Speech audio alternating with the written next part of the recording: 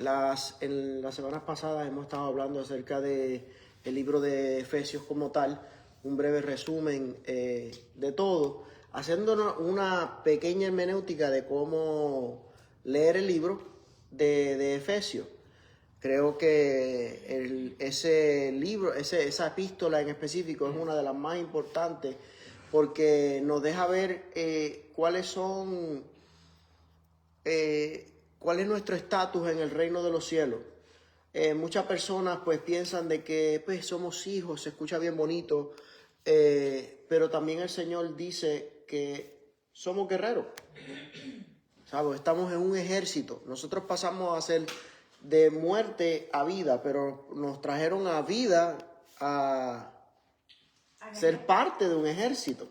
Pero antes de uno ser parte del ejército de los Estados Unidos, vamos a poner un ejemplo, hay que hacer un basic training. Hay que hacer un entrenamiento básico primero. Y el entrenamiento básico es el que nosotros estamos haciendo aquí. Hoy vamos a tratar de una escritura que está en Efesios, obvio, 6. ¿Quién me busca Efesios 6? Héctor, léeme Efesios 6. Efesios 6, 12 nada más.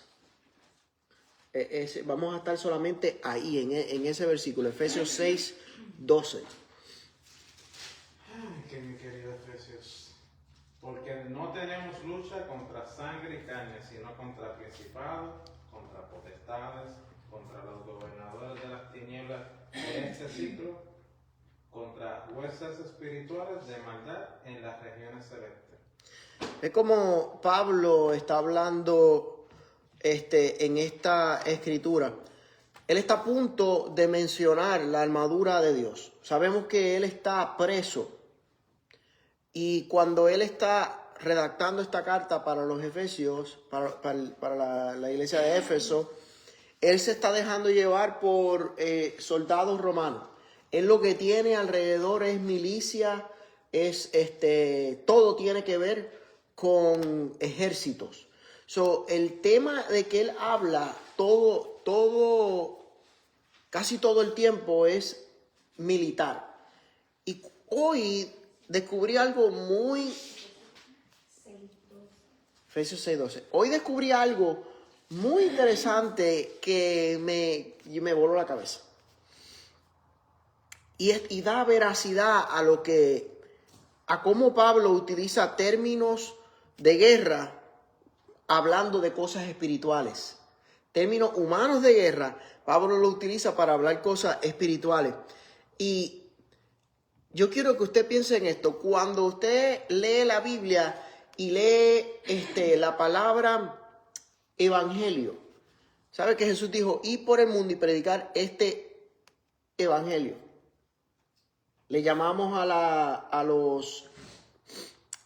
la carta de Mateo, al escrito de Mateo, Juan, Lucas, todo le llamamos evangelio, ¿verdad que sí?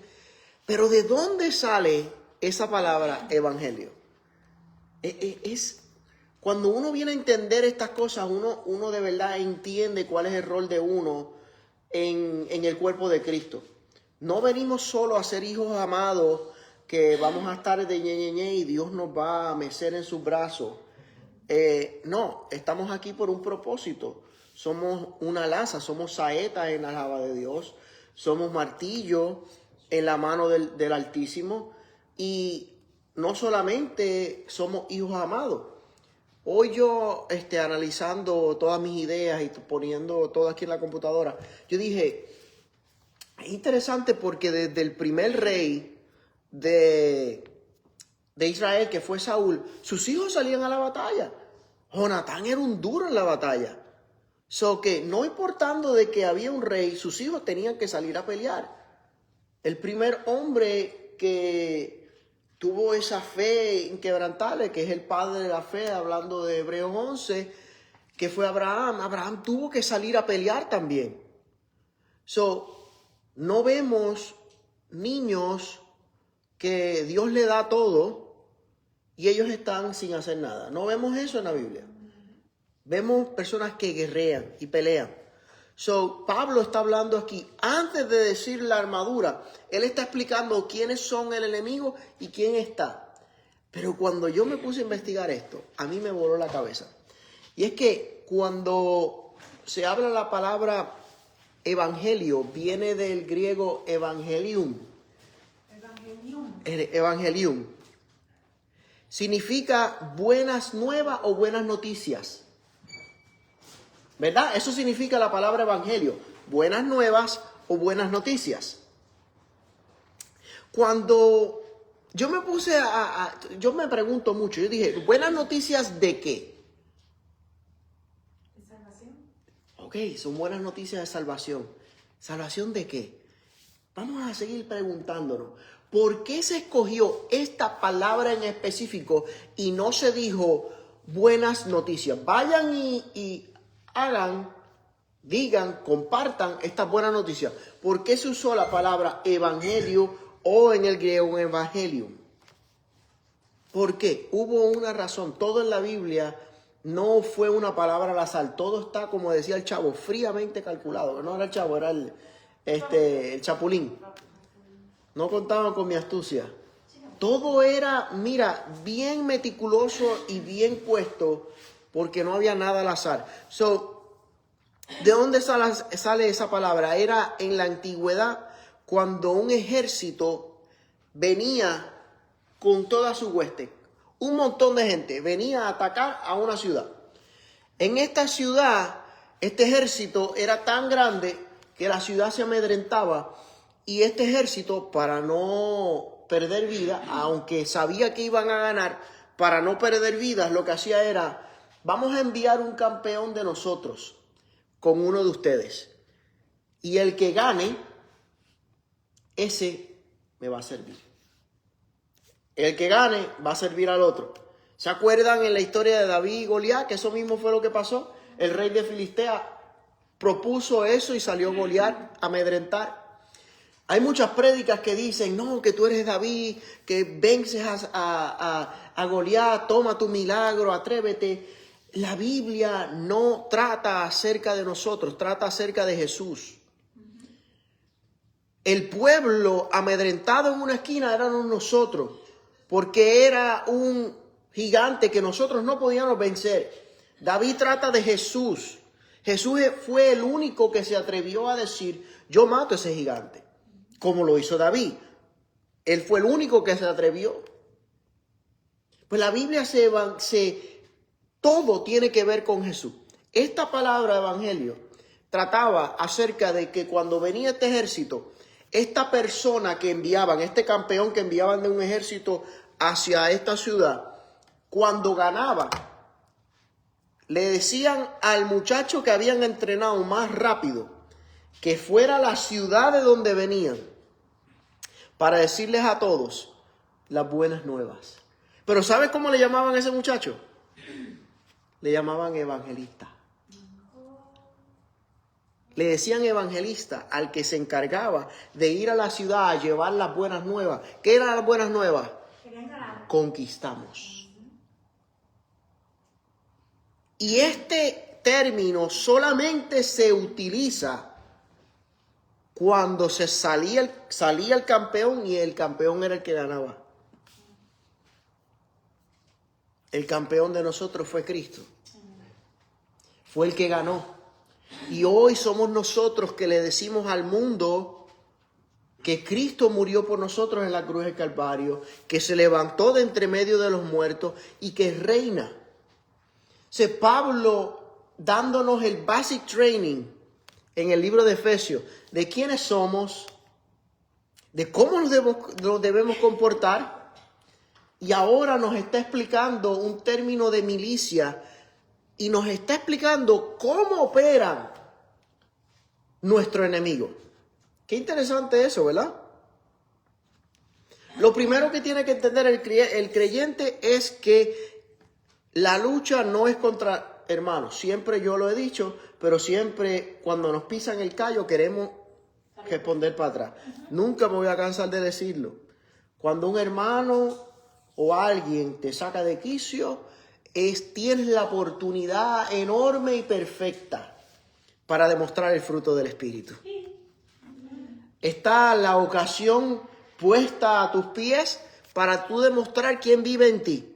Si vive el carnú del FDA, como dice mi maestro, o vive realmente Cristo. Y si vive Cristo, cuando hay una ofensa, cuando hay un malentendido, cuando hay algo, va a salir lo mismo que salía de Cristo. Lo mismo que Pablo dice, el fruto del Espíritu. El creyente también tiene que entender y discernir contra quién pelea. Sabemos que no es contra sangre ni carne, sino contra huestes espirituales de maldad. Ok, vamos a llegar ahí ya mismo. Comprender la naturaleza del espíritu y el conflicto en el que vivimos. Vivir preparado y temeroso al Señor. Aprender a pelear con las armas correctas. Creo, y estoy casi seguro, por no decir completamente seguro, que ese es el problema del creyente. De pelear con las armas incorrectas. De levantarse a tratar de hacer las cosas en su propia prudencia y como él lo entiende. Y no es así. Satanás no le tiene miedo a alguien que venga a la iglesia, que se congregue, que dé sus diezmos, que trabaje en la iglesia. Satanás no le tiene miedo a ese. Satanás le tiene miedo a quien le obedece a Dios. Porque sabe que quien obedece a Dios, él, Satanás mismo, se tiene que sujetar a ese que se somete a Dios. Por eso que la Biblia dice, someteos pues a Dios, resistir al diablo, y él de vosotros huirá. Si ven, oye, yo escuchaba hoy yo escuchaba hoy un pastor hablar acerca de, dice, la Biblia no dice huir de Satanás. La Biblia no dice resistir la tentación. La Biblia dice todo lo contrario. La tentación se huye, pero a Satanás se le resiste. Pero antes de resistir a Satanás, tú tienes que hacer algo, que es someterte a Dios. El libro de Efesios completo está diseñado para eso. Para que tú te sometas a Dios. Está todo ahí en lo que tú te tienes que someter a Dios. Y después de eso te dice, estas son las armaduras con las cuales ahora tú te puedes defender. El libro de Efesios prácticamente es un basic training de nosotros alistarnos para prepararnos para una guerra. Una guerra que, dando de primicia lo que ya hablamos acerca de el trabajo del evangelista, que es ir a llevar las buenas nuevas. Ya las buenas nuevas llegaron a nosotros, están plasmadas en la palabra. ¿Nosotros qué estamos haciendo? Ahora estamos entrenando porque esas buenas nuevas llegaron a nosotros. Vamos ahora a entrar en Cristo para que la victoria que ya Él tuvo, nosotros caminar en esa victoria. Hay mucho creyente que camina, que va caminando y va en derrota totalmente en la vida. En debe que ir de gloria en gloria, vamos de derrota en derrota y como el cangrejo, para atrás y para los lados. ¿Por qué pasa eso? No hay la armadura correcta. No está caminando en sujeción a Dios. Hoy yo tuve un pequeño percance con alguien y la persona pues me decía como que, ¿qué tú quieres que yo haga si no tengo dinero? Yo le digo, yo después hablé con Denis y le digo, mira, Denis, hablando de la situación, compartiéndolo con él, le digo, Denis, aquí pasan dos cosas. Cuando Dios te llama, Dios te capacita y te da los recursos para tú salir, a hacer lo que sea. Dios te llama, te capacita y te da los recursos, no importa qué. Si tú estás batallando con los recursos, Dios no te llamó. O Dios no te llamó, o tú eres un mal administrador. Una de las dos. Es una de las dos. Pero Dios nunca está mal. Dios nunca está mal. Nosotros somos los que estamos mal. O escuchamos la voz de nuestro interior, la del diablo, o no estamos siendo buenos mayordomos con lo que Dios nos dio. Es totalmente obligado. Así que Este libro de Efesios yo creo que abarca casi todos los puntos de nuestra vida que debemos nosotros aplicárnoslo. Vamos a hablar un poquito del contexto del pasaje completamente. Pablo escribe desde la prisión, desde una prisión romana, ya lo dije ahorita. Pablo lo que está viendo alrededor es un ejército. Efesios era una ciudad que era altamente pagana, ¿sabes? Estaban al lado de santeros, de personas que bregaban con brujería, unas loqueras. Era totalmente horrible. Si quieren después estudiar eso, está en Hechos 19, más o menos explica un poco de cómo estaba Éfeso. Hechos 19, dice, los creyentes vivían rodeados de una presión espiritual y cultural completamente. No es lo mismo solamente de vivir una presión espiritual, sino también cultural, porque ya cultural ya se normalizó. Le voy a poner un ejemplo. Yo estoy totalmente... Perdóname. En Hechos 19. Sí, parte, pero no me acuerdo ahora cuál en específico.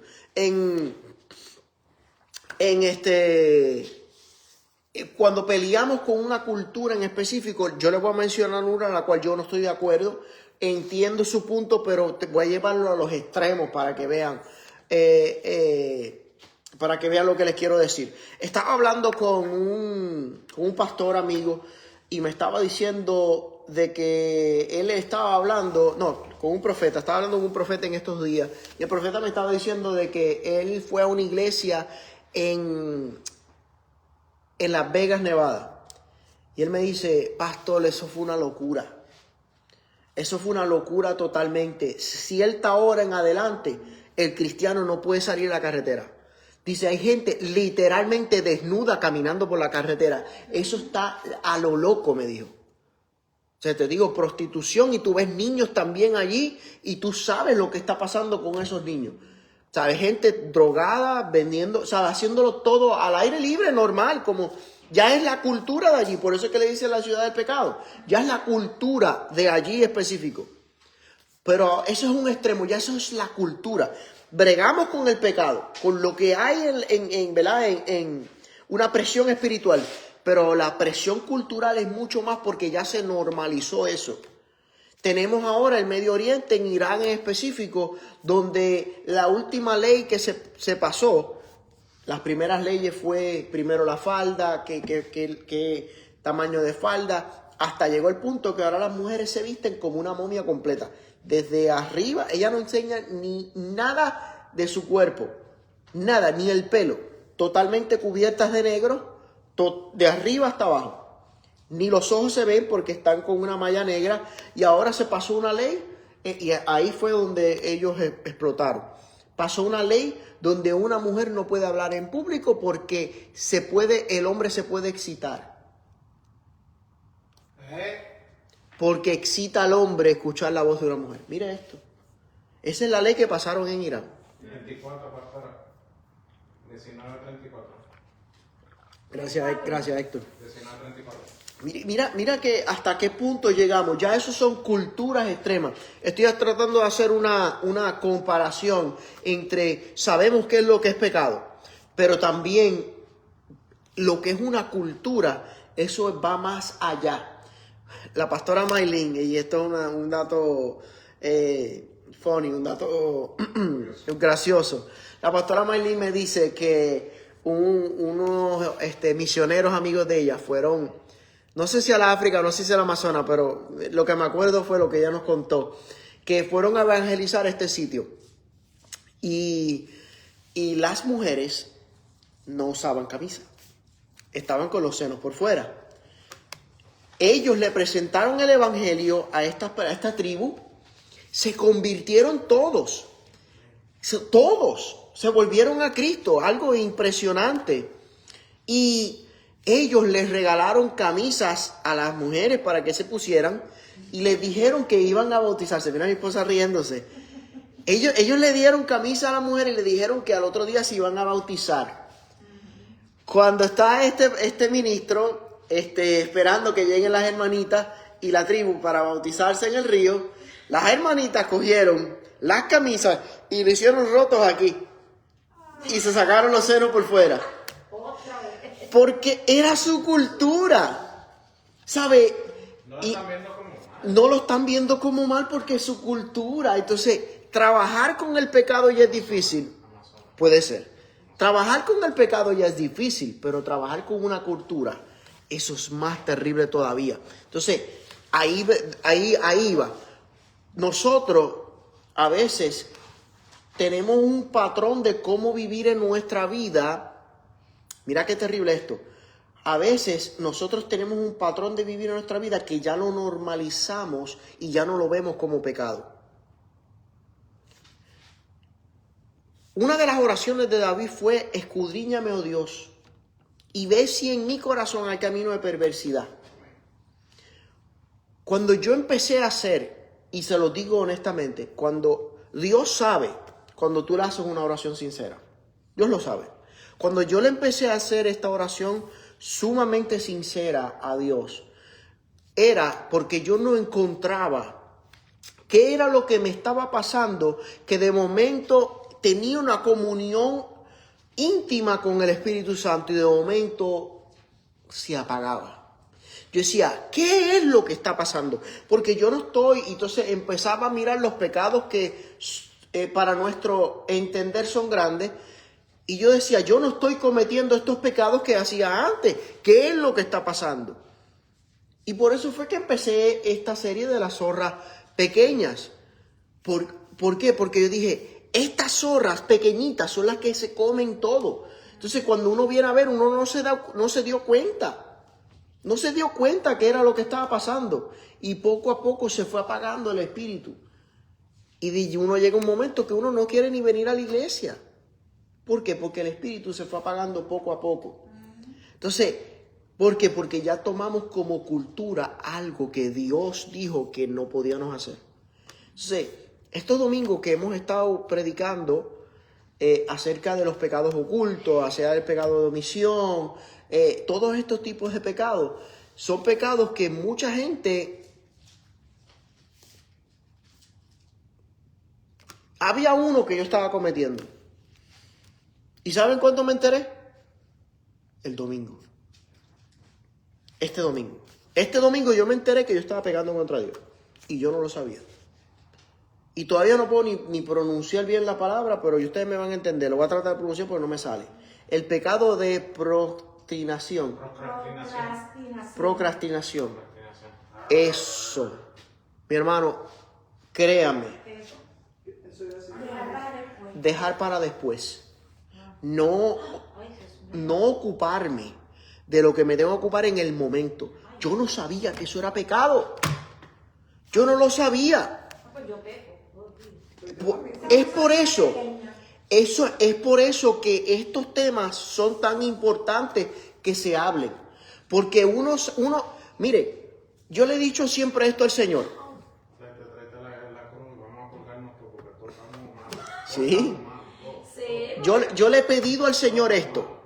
Esto es lo que yo le he pedido al Señor. Yo no quiero una iglesia donde vengan focas, que vengan a aplaudir todo lo que uno dice. No. Yo tampoco quiero que aquí se metan 400 personas, que todas sean cheerleader y no hay una comunión íntima. No, yo estoy aquí para pastorear un rebaño. Y ese rebaño, mi trabajo es llevarlo a pastos verdes. Estos son los pastos verdes, porque cuando uno se alimenta realmente de la palabra cambia a uno. La palabra transforma a uno, y cuando uno aprende bien lo que es la palabra de Dios, es viva y es eficaz, y dice que penetra el alma. Cuando esta palabra penetra el alma y nosotros sentimos eso, de esa convicción, le estoy fallando a Dios, esto es lo que me está pasando. Gracias, Señor, porque me estás diciendo que estoy mal en esta área, yo lo voy a corregir, y ahora tú te sientes, en vez de sentirte culpable, te sientes gozoso porque el Señor está enseñándote qué es lo que te está alejando de Él. Cuando nosotros vemos este tipo de prédica y este tipo de enseñanza de esta forma, uno ve el amor de Dios realmente. Porque uno sale de aquí diciendo, ¿sabes qué? Yo Gracias Señor por decirme esto, yo no lo voy a volver a hacer. Cuando vuelva a pasar, porque Satanás te va a tentar de una, te va a esperar que tú te estés dormidito, te va a tentar otra vez de una. Y esta mañana, que es mi día libre, los lunes, esa cama fríita, el gato calientito al lado mío, con el motorcito prendido, mi esposa echándome la patita por... Así me decía. Y el Espíritu Santo, el pecado de ese. Procrastinación. Yo decía, ay Dios mío, Padre Santo. Procrastinación. Eso mismo. Procrastinación. Yo decía, Dios mío, Padre, ayúdame. Me levanté, gracias a Dios, pudimos leer la palabra, estar en comunión por la mañana, pero Procrastinación. Yo lo voy a querer en la chat. Cuidado con el pecado de procrastinación. Procrastinación. Ok. No tenemos lucha contra carne, contra sangre ni carne. ¿Qué significa sangre ni carne? Significa personas, sistemas, humanos, líderes, familiares, perros, gatos, vacas que se meten en el medio, lo que sea. Todo lo que tenga sangre y carne. Pablo deja claro que nuestro problema no es con la gente. Marisol, no es con Rogelio. No es con Pedro. Esposita mía, no es conmigo. No es con Maricuchi. No es con Maricuchi, Héctor. Maricuchi no es con Héctor. No es con el gobierno. Yo tengo un compañero de trabajo que viene todos los días a decirme, ¿viste? Mira, el tipo es demócrata, pero de clavo pasado. ¿Viste lo que hizo Trump? Nos va a llevar a la ruina, a la desgracia. Los otros días me cogió, no en mis mejores días. Todo el mundo sabe que soy republicano, pero lo que está mal. Yo siempre lo señalo. Pero ese día no me agarró en el buen día. Y le dije, mi hermano, el problema que usted tiene es que solamente escucha noticias de CNN y se cree toda la basura que dicen ahí. Me hizo así. Le dije, si una persona culta e inteligente que tú dices que yo soy, ¿sabes por qué tú me puedes decir eso? Porque yo escucho las noticias de los dos bandos y veo los dos cómo mienten y saco mi propia conclusión de cada uno. Y le dije, su partido, cuando usted se dé cuenta en qué realmente y a quién sirven, usted se va a venir para acá a apoyar a Donald Trump igual que yo. Que yo sé que el tipo está mal. Yo sé que está haciendo las cosas. Se alejó de Dios. Se alejó de Dios. Yo lo sé. Y el tipo se me queda así. Me dice, ¿sabes que mi esposa me dice eso todos los días? Yo le dije, su esposa es una mujer sabia. Me viré y seguí caminando. ¿Tú sabes qué significó que yo le dijera a su esposa es una mujer sabia? Le dije, tú eres un bujo. Él lo entendió, pero es la verdad. Mi lucha no era con él. Pero la palabra me dice en Proverbios que si yo hago retornar la mente del necio, me gané un hermano. Y yo estoy tratando de ganarme esa vida, de que salga de esa vana manera de pensar. Por eso lo hice. Nuestra lucha no es con tu jefa, Marisol. Nunca. No es con tu pastor ni con tu vecino. Santo Padre. Las personas no son el enemigo. Es un campo de batalla. Eso a mí me voló la cabeza. La persona no es el enemigo. Es el campo de batalla. ¿Por qué es el campo de batalla? Usted le está diciendo al Señor, Señor, yo quiero que tú me llenes de ti. Pero ¿qué pasa? El llenarnos de Dios no es solamente el nosotros sentir ese escalofrío por dentro. El resultado de nosotros llenarnos de Dios es amor, gozo, paz, benignidad, bondad, paciencia, mansedumbre. Si nosotros le estamos pidiendo al Señor que nos llene, el Señor va a poner en nosotros la paciencia. Y en medio de la paciencia, esa paciencia va a ser probada para que la paciencia sea manifestada. Queremos, como por arte de magia, que el Señor entre en nuestra vida, le haga un switch a nuestra vida y entonces, ok, ¡pap! Ahora es cristiano. Y de momento uno va y le hace el switch, ¡pap! Ahora estoy en la carne. Y uno, perdóname Señor, bajo el switch otra vez, ahora soy cristiano otra vez. No, no es así. Es la oportunidad perfecta. La persona no es el enemigo, es el campo de batalla en el cual nosotros vamos a manifestar lo que estamos llenos. Pero les tengo una buena noticia. Como la recibí yo, se la doy a ustedes. Cada vez que yo fallaba, cada vez que yo le contestaba a alguien de la manera que no tenía que contestarle, cada vez que yo hacía cosas que no tenía que hacer, no era... ¿Qué significa pecado? A ver si me han aprendido. Errar al blanco. Eso es. Errar al blanco. Yo estaba errando al blanco. Yo soy la saeta en la aljaba de Dios. El Señor me envió y yo erré al blanco. Ahora lo que yo tengo que hacer es ajustarme. Saber de que cuando fui probado en la paciencia, no hubo en mi paciencia. Ahora yo tengo que estar pendiente en qué momento se manifiesta algo para yo ejercer la paciencia que ya Él nos dio. Porque estamos pidiendo a Dios cosas que ya nos dio. Ya Él nos capacitó con todo. Cuando Él nos da su espíritu, nos da todo. Ahora está en nosotros todos los días morir a nosotros mismos para que el Espíritu de Dios sea el que se manifieste en nosotros. Por eso que Pablo dijo, ya no vivo yo, Cristo vive en mí. Lo que salía de Pablo no era Pablo, era Cristo. Hoy yo hablaba con una muchacha, que nos visitó hace tiempo, que se llevaron al esposo, lamentablemente, mañana con Evelyn. Mañana tiene la última cita. Mañana le dicen qué van a hacer con él. Y ella estaba bien nerviosa, yo estaba hablando con ella y le empecé a hacer, ¿verdad? En Hechos 16, creo que es. Le empecé a hablar acerca de la historia de Pablo y Silas. Y empecé a hablar, le dije, mira, Pablo era un hombre extraordinario completamente. Y le dije, en varios capítulos antes del libro de Hechos, se levanta un profeta, y porque ella me estaba diciendo, chico, la gente le decía que no fuera a la cita de migración, pero él dijo que no, que él iba a hacer lo correcto, que él estaba hablando con la verdad. Él fue con la verdad y mira lo que le pasó. Y yo empecé a hablarle de palabras. Cuando sale de nosotros la palabra de Dios que ya ha sido marcada en nosotros, esa palabra crea vida en medio de las personas.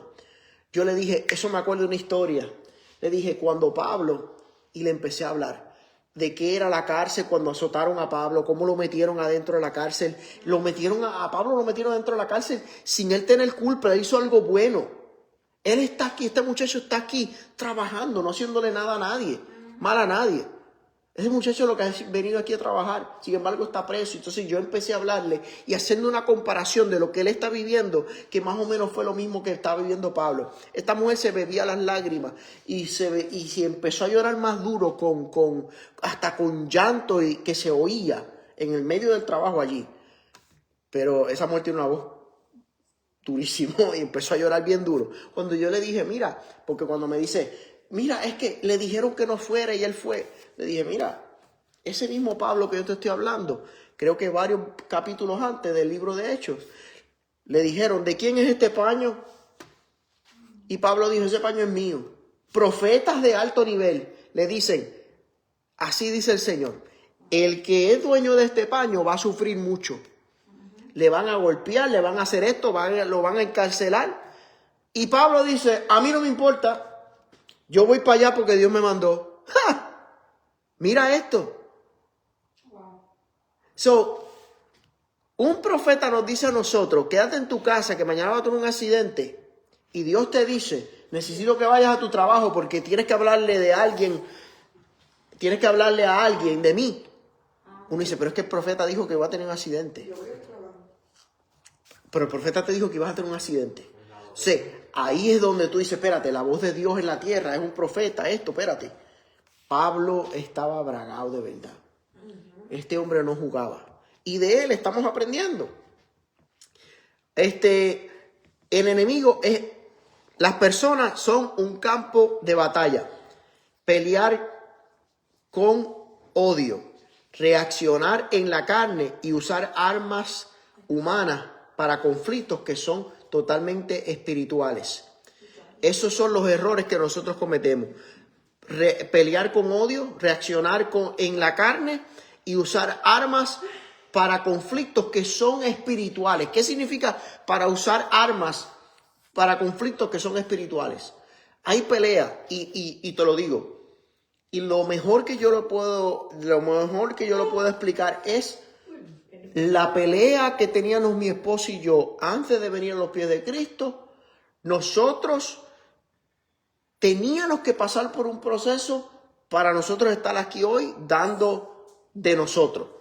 Siempre el Señor va a procesar a alguien, siempre. Pero el que nos escucha y sigue nuestro consejo no tiene que botar las lágrimas que nos botamos nosotros. No lo tienen que hacer. Usar armas humanas para conflictos espirituales, ¿sabes qué es? Saber que tu cónyuge está operando en la carne y tú seguir para atrás, tirando. Lo que demuestra es que tu cónyuge está en la carne y tú tienes el ego hendido. Porque, mira, yo conocí una mujer, fue a casa una vez, la voy a presentar de esta forma. Era la suegra de Yomar. Era la suegra de mi nene. Y ella estaba hablando que algo que le sorprendió muchísimo fue de que su abuela era una creyente terrible. Murió este año, lamentablemente, esa señora. No, la mamá fue la que murió este año. La abuela murió hace un par de años atrás. Esta señora, la abuela de esta señora, ella dice que la marcó toda su vida porque el esposo, el abuelo de ella, el esposo de su abuela, obvio, llegaba borracho, el tipo no era nada de cariñoso, y ella venía, le tenía sus cosas limpias, venía con su comida, y el tipo, esto está malo, Y ella, ok, papito, yo te hago algo más, y la señora bien sumisa. Y esta mujer contándome, y ella se jascaba la cabeza porque ella no es nada así. Imagínate, ¿no? ¿Sabes? Contándome el extremo que la señora llegó. Pero ella dice que al ver su abuelo salir a la esquina a jugar billar en el negocio de la esquina, ahí veía a la abuela de ella sentarse. Padre, yo hice lo que tú me mandaste. Yo he sido una mujer fiel. Yo he sido esto otro. Padre, revélatele a su vida, Señor. Yo empezaba a pelear esta batalla espiritualmente completa, porque ella entendió que su marido no era el problema, era lo que influenciaba a su marido. Ella estaba sometiéndose a Dios, resistiendo al diablo que tenía en la casa, y el diablo terminó yendo. Eso es lo que vamos a hablar el 14 o 15 de febrero. Pero vamos a profundizar más en eso. La gloria. Pero no podemos estar aquí por completo. Anyway, hablamos de eso después. El 15 tiene por la mañana y por la noche. Ok. El primer pedacito que desglosamos fue: no tenemos lucha contra sangre ni carne. Ahora, el segundo pedacito que vamos a desglosar es: sino contra principados. Hasta ahí. Sino contra principados. Empecé hablando acerca de que Pablo hablaba con términos militares. Un principado. Nosotros pensamos que lo que hay son demonios por ahí ya. Y no es así. El reino de las tinieblas, igual que el reino de los cielos, está organizado. Bien organizado. Pero hay ¿sabes? No son demonios locos que están mal de la cabeza. No. Saben más que nosotros. Eso es verdad. Saben muchísimo más. Te han conocido desde que tú naciste. Te han conocido y saben cómo tú te manejas y cómo tú te mueves. Por eso es que te ponen las piedritas que te ponen. Ahora, por eso es que la Biblia dice que una persona que está en Cristo, nueva criatura es. Porque una nueva criatura, uno no sabe cómo se va a comportar. Uno la tiene que estudiar otra vez. y una persona cristiana, Dios la maneja de una manera diferente. Yo escuché un testimonio una vez de un pastor de República Dominicana. Ese pastor llegó y se mudó a un sitio en específico. Y este hombre oraba y a las 3 de la mañana el tipo, pero ahí ora. Y de momento el brujo de la esquina lo dejaron de consultar. Y el tipo estaba, pero en la olla que no le entraba gente ni nada. Y este hombre se empieza a invocar el diablo, empieza a invocar todo. Y el diablo se le aparece y le dice, es que hay un cristiano allí que ora. La casa de arriba de 2 pisos, mira, en el piso de arriba, ahí está el cristiano. Y el tipo empezó a estudiar el cristiano, de cómo pasaba. Y dijo, yo voy a procurar un polvo. Y yo le voy a zumbar ese polvo al cristiano. Cuando él pase por aquí, él pasa todos los días por esta acera. Yo lo voy a esperar y le voy a zumbar el polvo, que con este polvo se muere. Él le echaba el polvo ese a gente y ya, 2 o 3 semanas ya, se fue. Con Cristo se iba. Bueno, esperemos en Dios. Un día él está orando a las 3 de la mañana y el Señor le dice, vete por el camino largo mañana. ¿Por dónde, Señor? Vete por la calle de atrás. Ok, Padre. Se vistió para el trabajo, se fue caminando por la calle de atrás. Y el brujo, ¿y este hombre dónde está? ¿Y este hombre dónde está? Dice que el brujo hablando, porque esto es el brujo testificando. El brujo terminó convertido, mira esto, por este hombre. El brujo dice que él siguió invocando a demonios, invocando a todos y no se le aparecía el demonio. Tuvo que ir para Haití a decirle, mira, yo necesito ayuda porque me está pasando esto. Le dijeron, haz esto, otro. Fue para allá y puso otro guanguá que ellos hacen, otra loquera de esa. Y lo puso y dijo, bueno, este hombre va a salir. Y le pillaron todas las esquinas. ¿Sabe qué pasó? Ese día el tipo no fue al trabajo. Y se quedó orando. No lo podían pillar y decían, pero ¿y este hombre qué es?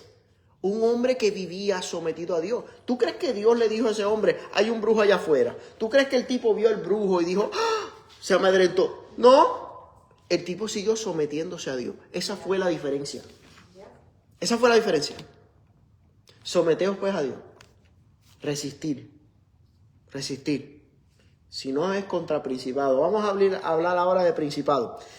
Son autoridades espirituales de alto rango. Operan a niveles territoriales, ideológicos y estructurales.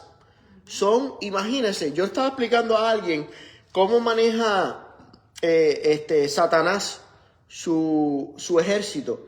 Y yo lo comparé con la policía.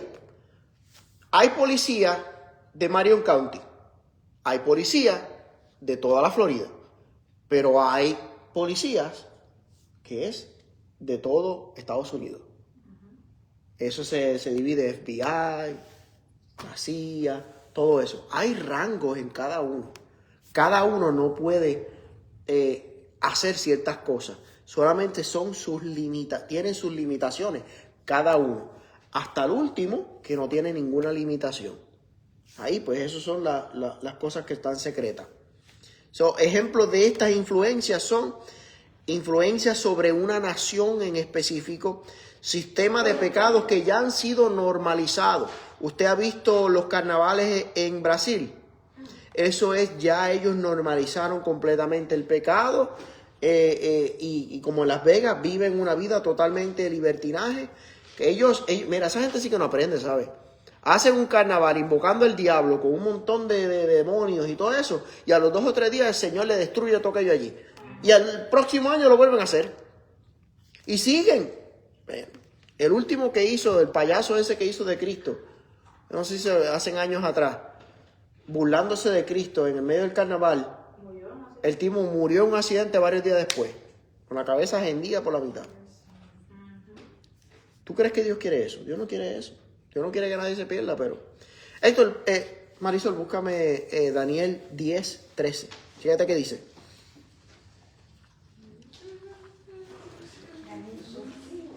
Daniel 10:13. Esto es un ejemplo de que es una influencia de un principado.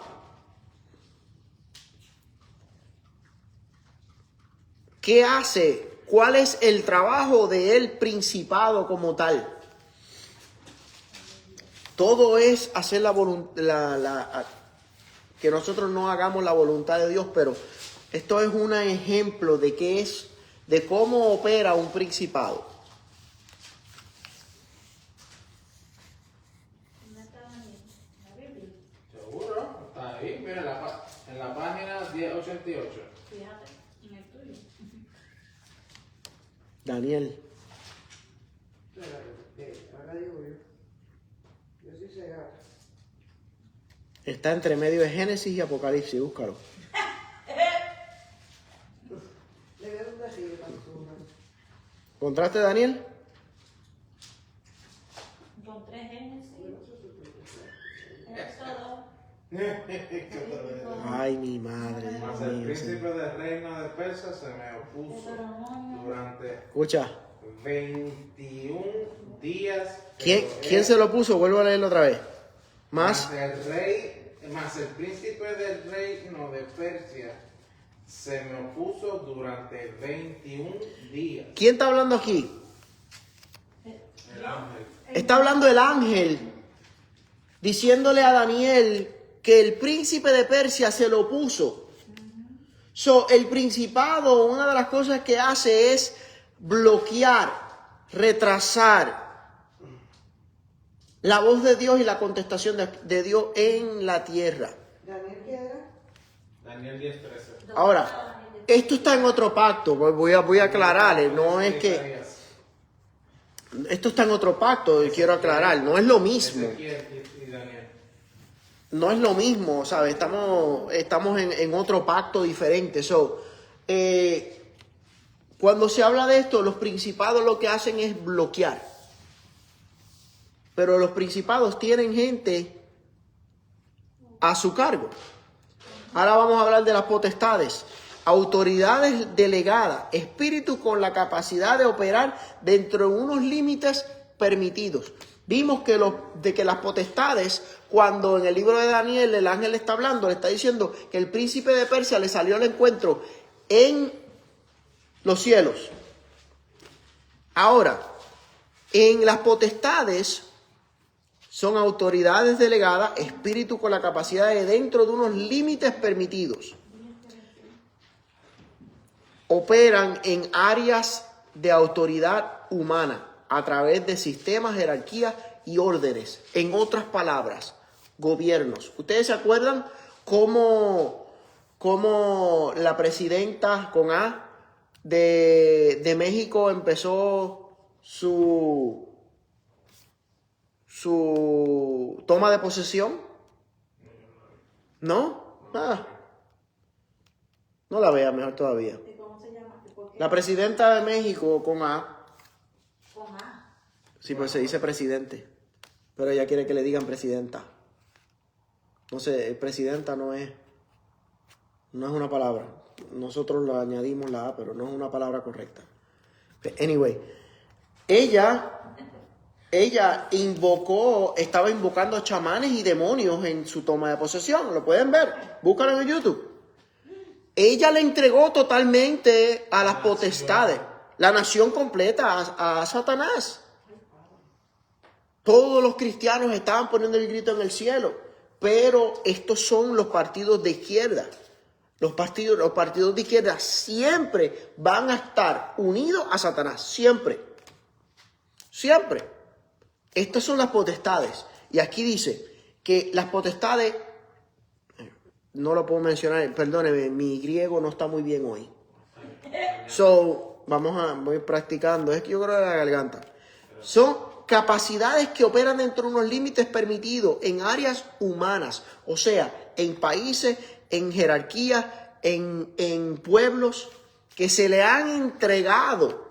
Si ustedes se fijan, cuando viene Satanás esto baja ahora, cuando viene Satanás a tentar a Jesús, Satanás le dice, y el Señor no lo corrige, que fue lo más que a mí me llamó la atención.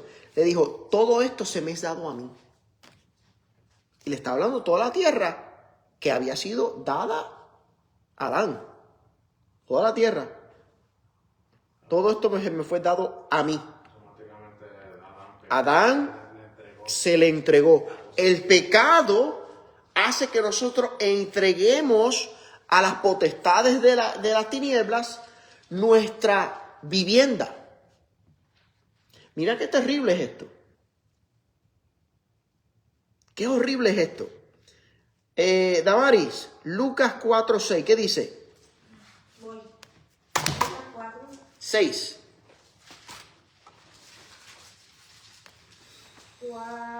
6. Y le dijo el diablo: a ti te daré toda esta potestad y la gloria de ellos, porque a mí me ha sido entregada, y a quien quiero la doy. Ahí, ¿viste? Satanás fue quien le está diciendo a Cristo que todo aquello era de él, porque se lo habían entregado. Ahora, vamos ahora a pasar a gobernadores de las tinieblas de este siglo, que sería el último. Sí. Es que si nos ponemos a pensar por qué fue que Satanás le dijo quitar el cerco a Job, le tenían un cerco, le tenían una cobertura. ¿A quién? A Job. No, Satanás no puede entrar en un sitio donde se viva sometido a Dios. La Biblia refleja en Job que Job se mantenía haciendo sacrificios por sus hijos, por su casa, por todos los días. Todos los días este hombre se hacía sacrificio. Y hacer sacrificio, de eso vamos a hablar este domingo. Así que... Perdón, que yo tengo a Marisol ahí leyendo la Biblia y yo le dije, cuando tú veas que se está hablando en la iglesia de algo y cuando tú estás leyendo la Biblia y hablan de eso, ya tú tienes más entendimiento, porque ya lo leíste. Por eso es que yo Lo les que sugiero... estaba diciendo María ayer. Por eso es que yo les sugiero que Y él anoten. estaba así. Por eso es que yo les sugiero que anoten, porque mira, si vamos a ir a una iglesia,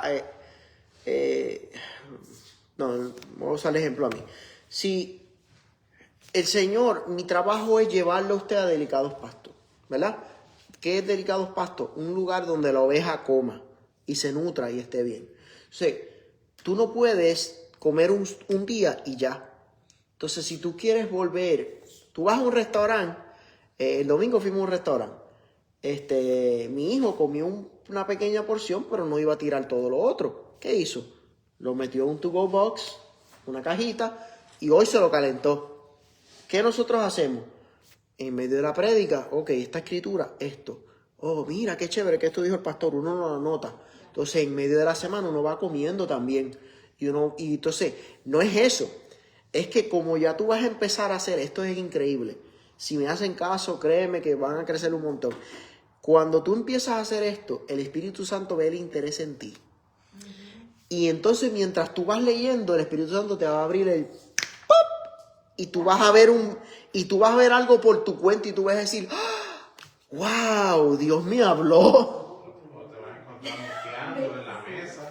Dios va a hacer lo que sea. ¿Por qué? Porque Él honra a quienes lo honran a Él. Siempre. Ok, gobernadores de las tinieblas de este siglo. Lo voy a mencionar porque ya me siento más seguro en mi griego.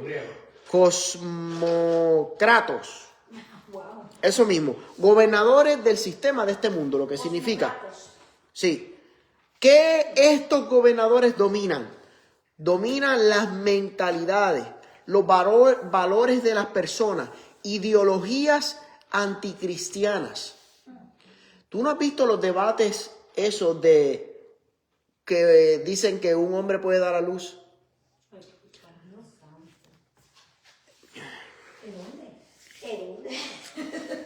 Ay, es que de verdad que hay gente estúpida en esta vida, de verdad. Hay gente que de verdad no... Hay gente que no... No debieron de estar aquí. ¿Sabe? Satanás le ha cegado el entendimiento a las personas tan fuerte. Uno nunca sabe. Tienes razón. Satanás le ha cegado el entendimiento a las personas tan y tan fuerte que las personas se creen que son una jirafa. Que las personas se creen lo que no son. Mira, yo tengo amistades, personas que amo mucho, que son gay, son homosexuales. Yo los amo muchísimo. Hay algunos que dicen que ellos nacieron así. ¿Verdad o mentira? No sé. Vamos a dejarlo con... Yo no sé. Pero es que muchos de nosotros somos mentirosos. Muchos de nosotros somos avaros. Entonces, todo pecado es igual delante de los ojos de Dios. Entonces, criticamos a alguien que es homosexual, pero sin embargo nosotros vivimos también en pecado. ¿Qué es la diferencia de nosotros a una persona que vive en pecado como tal? La diferencia de nosotros es que nosotros estamos pidiéndole al Señor que cada día transforme nuestras vidas. Cuando Jesús dijo, y esto fue lo más que a mí me llamó la atención, yo vi un pequeño testimonio de una mujer que fue lesbiana por muchos años, y ella, cuando vino al cristianismo, ella dice, yo no dejé de ser lesbiana, pero yo no practicaba el pecado. Ahí es donde está la diferencia. Jesús dijo, el que quiera seguir en pos de mí, niéguese a sí mismo. Ok, Satanás es un experto en decirte, tú eres homosexual. Y empieza a confundir tu mente, a la mente de la persona, ¿verdad? Empieza a confundirla a la persona. Y dice, yo deseo esto, pero no es un deseo de la persona. Es el deseo que Satanás puso en la persona. Y cuando la persona abraza ese deseo, sucumbe al pecado, entra en pecado. Esta mujer estaba hablando y decía que ella lloraba porque ella todavía sentía atracción a las mujeres. Siendo totalmente cristiana, buscando de Dios, se arrepintió, pero esos deseos volvían y volvían. Ella no le atraían los hombres para nada. Ella siguió, perseveró hasta que ella dice, el primer hombre y el único hombre que me ha traído la atención fue con el que me casé y tengo 2 hijos con él. No le atrae ningún otro hombre. Ella dice, yo puedo ver el hombre que cualquier mujer pueda ser guapo, que diga que es guapo. Yo no lo encuentro guapo. Me siguen atrayendo las mujeres. Pero mi trabajo es negarme a mis deseos y hacer el deseo y el diseño de Dios en mi vida. Pero tú tienes que estar procesado. ¡Oh! Los dos. Créeme que sí. Porque No, y ya mismo voy a tocar otro tema que es más o menos como ese. Pero ella no nació así. Mentalidades, bueno, algunas personas dicen que sí. Yo he visto niños pequeños que desde pequeños son medios amanerados. Y ahí pues, por eso es que yo no me meto en ese tema. Allá Dios. La cosa es, ¿una persona homosexual puede servirle a Dios? Sí puede. La diferencia es que esta persona no practica el pecado. Ya. Porque ser homosexual no es pecado. Practicar el homosexualismo es pecado. Y todos pecamos. Y todos pecamos. Es verdad. El que te atraiga a ti una persona del mismo sexo, eso no es pecado. ¿Por qué? Porque uno está batallando con eso adentro. Uno viene eso y la Biblia habla de cómo suprimir y suplantar pensamiento. Uno tiene que lidiar en esa batalla mental, pero practicar el pecado. Ahora, me pueden decir la escritura que dice que el que mira a una mujer con codicia ya está adulterando en el corazón. Claro, pero esta persona se está negando a sí misma y por ende está resistiendo al diablo. Y por ende Satanás en un momento dado va a tener que huir como huyó con esta mujer. Esas son mentalidades, valores. Voy a dar otro ejemplo en valores. Fortaleza mental. Eso se llama fortaleza mental. Voy a dar un ejemplo ahora en valores, que es la próxima en gobernadores de las tinieblas de este siglo. Son gobernadores que gobiernan el mundo, el sistema del mundo, que es mentalidades, valores, ideologías anticristianas. Pero estoy ahora en valores. Valores. Usted ha escuchado eso, que ya perdimos los valores, ya no se le pide bendición a los abuelos, a los papás. Entonces eso ya poco a poco se han ido perdiendo. Hace poco yo estuve viendo un podcast yo apenas veo podcasts, de verdad, no son tan largos que a veces no me da ni tiempo, pero me llamó mucho la atención. Este hombre está hablando que él se casó con una mujer que era actriz porno famosa. Y él era virgen, devoto al Señor, esperando la indicada. Y el Señor le dice, esta es la que es. Este hombre virgen se crió en la iglesia, devoto a Dios, y el Señor le dice, aquí está. Él ya era pastor de jóvenes adultos. Y él cuenta en el podcast que fue tan difícil, y este pastor le pregunta en el podcast, ¿qué fue lo más difícil que se te hizo? Una situación incómoda.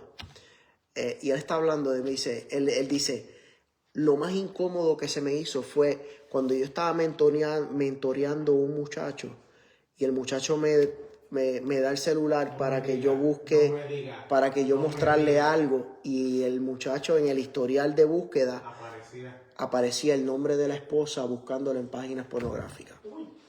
Imagínate, tú mentoreando a un muchacho y que el muchacho esté viendo a tu esposa desnuda. Yo dije, mi hermano, y el pastor se quedó mirando así, dijo, wow, ¿qué tú hiciste? Él dijo, bueno, yo no le voy a mentir, me molestó, pero ¿qué voy a hacer? Él es una persona que está lidiando también con problemas. Yo dije, mi hermano, este hombre de verdad, Dios ha procesado a este varón y lo preparó para este momento. Él está sumamente feliz, la esposa es otra, es una mujer de Dios normal, pero los valores los hemos perdido de tan graso que de verdad ya no pensamos en el otro. Yo estaba hablando con un hombre del trabajo, y yo le dije, mira, gracias, mi hermano. Mujer sabia edifica su casa. Ay, santo, yo siento la presencia de Dios. Si me da otro, yo creo que empiezo a hablar en lengua. Estoy hablando con este muchacho y le estoy hablando de la palabra, y me dice, llega la esposa. Yo no sabía que era la esposa. Trabajaba allí también. Y me la presenta, que sé ni qué. Pasó algo, no me acuerdo qué era, que yo le explico.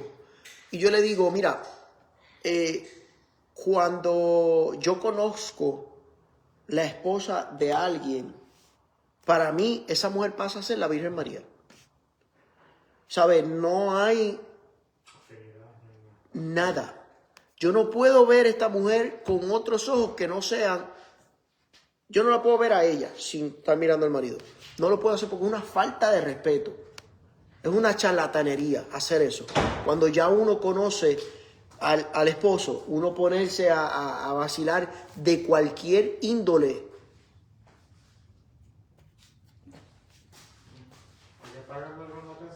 No, me dije que si me traía otro empezaba a hablar en lengua. Esos son valores. Valores. Uno respetar, uno mantener el diseño realmente que Dios ha puesto en nuestra vida. Ideologías anticristianas. Esta yo la estoy viviendo ahora mismo en mi casa. Porque yo la viví cuando chamaquito. Yo tocaba guitarra y bajo. Y la música que a mí me gustaba cuando yo era adolescente era de Bob Marley. A mí me encantaba la música de Bob Marley. Sí, buenísima. Y la ponen por ahí y yo... Y porque de verdad es una música que relaja, una música bien chévere. ¿Qué pasa? Mi mamá, cuando me vio que yo estaba escuchando ese tipo de música, puso el grito en el cielo. ¡Ay! Y empezó a gritar, no, que eso es del diablo, que eso ni qué. Mi papá empieza a escuchar la letra, Vito, mi papá complaciente. Me dice, pero es que esta gente lo que está hablando son cosas, cultura cristiana. Está hablando de Dios aquí. Estaba hablando del Dios de ellos. Pero mi papá pues me dijo, no, pues no lo escuches en tu casa porque tu mamá pues dice que no. Esa ideología anticristiana que, bueno, no es tan malo, pues vamos a, tú sabes, como que a... Pasarle la mano. Sí. ¿A cuántos de ustedes les gustan las películas de horror? Una veía ya. Entonces, Cuidado con eso. Está abriendo puertas. son puertas demoníacas completamente. Por eso, son ideologías anticristianas. Son cosas que vienen disfrazaditas como que no es nada, pero al final son totalmente perdición. Es lo mismo que los cristianos que actualmente, cristianos sirviendo en la iglesia, con ministerio y todo, y cuando van a las fiestas siguen bailando música del mundo. Bailando. Esposa, Sí. búscame 2 de Corintios 4:4. ¿Qué es lo que ha hecho? ¿Qué es lo que ha hecho en el mundo Satanás? ¿Qué ha hecho en este mundo Satanás? 2 de Corintios 4:4. Pablo lo explica aquí excelentemente y ahorita lo mencioné. Dice, estaba sentado sobre 12 bueyes, 3. ¿En qué estás leyendo? Ay, en Crónica estoy. Por eso, entonces, por eso, estás leyendo cuando trajeron el arca a Jerusalén. Yo dije, Ya Cristo estaba gobernando con el Padre y ella viendo wow, qué rápido lo encontré. Segunda de Corintios 4:4. 4:4. No, ya buscamos, sí. Es que ando con... Está después de 1 de Corintios. Claro. ¿Qué tal bullying esto está pasando? Es que tú eres el... Yo no soy el... Ok, la quieres, la tengo. En la página 14. Tú eres el... ¿cómo se dice? Sí. Corintio. 2 de Corintios Ok, el 4. 4:4. Ok. ¿Qué dice? Dice, en los cuales el Dios de este siglo cegó el entendimiento de los incrédulos para que no les resplandezca la luz del evangelio de la gloria de Cristo, el cual Ya, ese es el 5. No, todavía. No, ok, sigue. el cual es Ajá. la imagen de Dios. Ok, aquí está hablando de que el Dios de este siglo, o sea, Satanás, le ha cegado el entendimiento a las personas para que las personas no puedan ver la gloria de Dios. Para que no puedan. So, el aspecto que tiene los gobernadores de este siglo es borrar nuestra mentalidad acerca de Dios, quitar los valores cristianos en nuestra vida y poner ideologías anticristianas. ¿Le suena eso algo que está pasando en estos momentos? Totalmente. Ahora, Desde el 3, perdóname, pero desde el 3 dice, pero si nuestro evangelio está aún descubierto encubierto entre los que se pierden, están encubiertos. entre los que se pierden. Eso es otro tema. Ok, ahí muchachos, aquí estamos en live. Ahí vamos a hablar de otro tema que... Lo último que dice el Pablo es huestes espirituales de maldad y especifica dónde, en las regiones celestes. ¿Qué son? ¿Qué son estas huestes espirituales? Son espíritus malignos organizados, operando en el ámbito espiritual, pero no físico. Son regiones celestes, o sea, no es el cielo de Dios, es más abajo, es el ámbito espiritual invisible, lo que está alrededor de nosotros. Efesios 2:2. Héctor, léeme Efesios 2:2. Por favor, ¿por qué me mandas yo otra vez, santo Dios? Alabado sea tu nombre, Padre, Madre, la dulce la gloria. Esto es algo una- Y el príncipe de la... ¿Cuál? El príncipe de la potestad del aire. En los el cuales primer cielo. Ajá. anduviste entre tiempo, siguiendo la corriente de este mundo, conforme al príncipe de la potestad del aire, Efesios 2. el espíritu que ahora opera en los hijos de desobediencia. De desobediencia. Estos principados, estas potestades, estas huestes espirituales de maldad, operan en los hijos de desobediencia. O sea, no operan en nosotros. Nosotros estamos en contra de esto. O sea, Pablo nos está preparando y nos está diciendo cómo cada huestes espirituales de maldad, cómo cada uno de estas organizaciones que tiene el reino de las tinieblas va a atacarnos. Pablo nos está dando una enseñanza de que contra quién nos vamos a enfrentar y cómo ellos operan. ¿Para qué? Cuando ya tú sabes cómo el enemigo opera, no puede atacarte. Por eso que la Biblia dice que por un camino vendrán tus enemigos y por 7 huirán. Por un camino vendrán tus enemigos y por 7 huirán. ¿Por qué por 7 huirán? No van a poder atacarte. Porque ya tú sabes, una persona que vive sometida a Dios, no hay por dónde pillarla, como dije de este hombre que oraba fervientemente. ¿Qué nos enseña Efesios, para resumir, Efesios 6:12, que fue lo que estudiamos hoy? La guerra espiritual es real, pero es en el ámbito espiritual, no es con las personas. El creyente no está peleando solo. Siempre tenemos la ayuda del Espíritu Santo que nos va a decir qué cosas mejorar y cómo manejarnos. Hay jerarquías en el reino de las tinieblas. No son demonios locos que están paseándose por ahí a lo loco. No, brincando de gente en gente, no. Hay una organización completamente. Satanás es organizado, pero no soberano. Esto a mí me encantó. Satanás es organizado, pero no soberano. Pero el problema del creyente es que hay una soberanía de Cristo en nosotros, pero no somos organizados.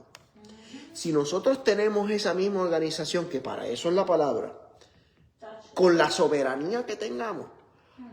Usted no se ha preguntado por qué Pedro pasaba y la sombra de Pedro sanaba a los enfermos y nosotros le ponemos la mano a alguien que tiene catarro y no se sana. Yo he orado por personas con la fe más grande del mundo. Yo oré los otros días por una muchacha en el trabajo, que ella cada vez que venía, yo la veía que cualquier persona le hablaba, yo le hablaba, le decía buenos días y ella hacía, ciega completamente, casi no ve. Y así, tratando de visualizar quién está o algo. Y yo le digo, ¿necesitas ayuda para ir al médico? Es inmigrante, no creo que tenga seguro médico. Le digo, ¿necesitas ayuda? No, gracias, bien tímida. Yo le digo, te estoy ofreciendo ayuda. Dime, ¿qué puedo hacer para ayudarte para que vayas al médico? Dime, ¿te puedo ayudar? Me dice, no, está bien, gracias. Yo le digo, pues me dejas orar por ti por lo menos. Yo tengo fe de que Cristo te va a sanar. ¿Tú tienes fe? Me dice, claro. Y yo, pues vamos a orar. Me dice, pues está bien. Yo digo, no, vamos a orar aquí mismo, en el medio del pasillo. Le puse las manos y yo dije, Padre, esta va a salir viendo, pero 20 de una. Ojo de halcón. Dije yo, ¿sabes qué? No se sanó, hoy la vi así. Pero pues, yo fui con la fe del mundo. Yo dije, esta mañana me va a decir que ve perfecto. ¿Qué está pasando? No estamos operando como Pedro. No estamos operando como Pedro. ¿Qué nos hace falta ahora? Ahora hay personas que están bajo el yugo del pecado. El yugo del pecado es maldición. Y uno no puede hacer nada.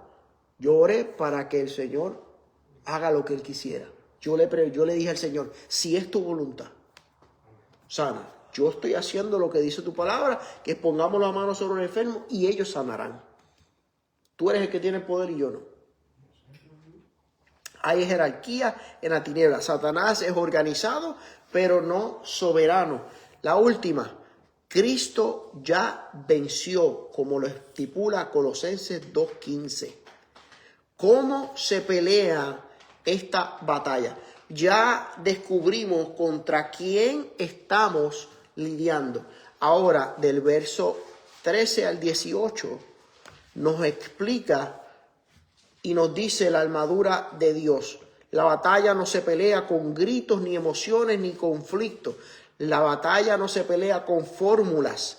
La batalla no se pelea con miedo. La batalla se pelea con la palabra de Dios. Es con lo único que se pelea. Y dice que con lo que nosotros vamos a estar preparados para vencer al enemigo es con la armadura del Señor. La verdad, la justicia, la fe, la palabra y la oración constante. En las próximas clases vamos a estar hablando acerca de cada una de las armaduras y la vamos a desglosar poquito a poquito. Cómo nosotros ponernos esa armadura y cómo funciona la armadura. Si vemos, cuando Pablo empieza a decir, vestíos, pues, es un trabajo de nosotros. Y vamos a estar hablando de cómo vestirnos de esa armadura. Porque nos pueden decir, ponte tal cosa, pero si no te explican cómo ponértela, jamás lo vas a poder lograr. Jamás. Así que, tengo más notas, pero vamos a dejarlo aquí. Bueno, Colosenses 2:15. Búscame, Héctor, de Colosenses 2:15.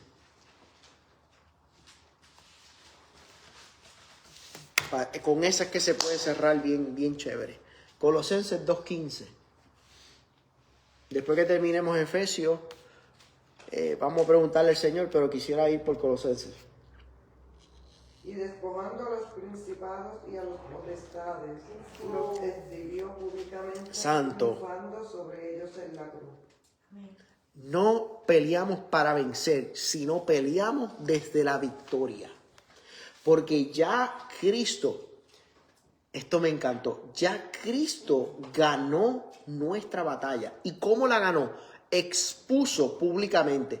Yo siempre tuve problemas entendiendo este versículo, porque decía, no los destruyó, dice que los expuso.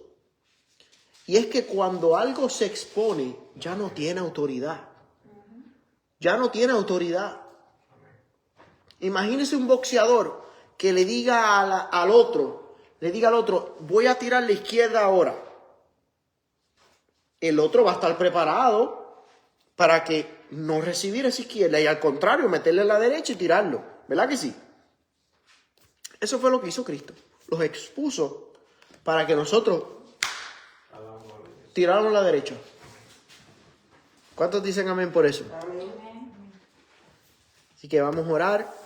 Padre, te damos las gracias, te damos la gloria, te damos la honra, Padre. Gracias por tu presencia en este lugar. Gracias, Padre, por tu palabra hermosa, Padre, que es vida, Señor, que es eficaz, Padre, que es como espada de doble filo, que penetra el alma, los huesos, hasta partir, Señor, el alma, Padre. Te pido, mi Señor, que esta palabra haya sido impartida en lo que ha sido impartida en nosotros, Padre. Penetre hasta lo más profundo del tuétano, Padre, y cambie nuestra manera de pensar y nuestra manera de actuar, mi Señor.